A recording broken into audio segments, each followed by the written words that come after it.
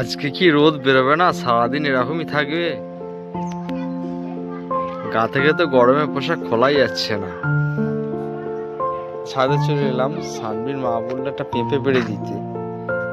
তাই জন্য আমরা পেঁপে না পেরে কি করছি, ছাদে ঘুরছি।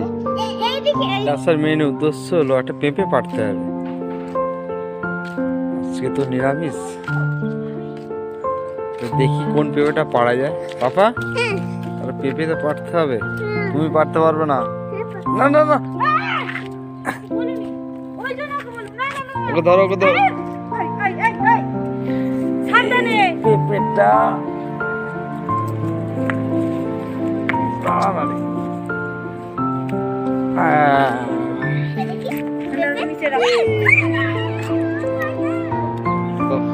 অলরেডি আমাদের পেঁপে পাড়া হয়ে গেছে। এবার নেমে যাই, প্রচন্ড হাওয়া চালাচ্ছে ছাদে।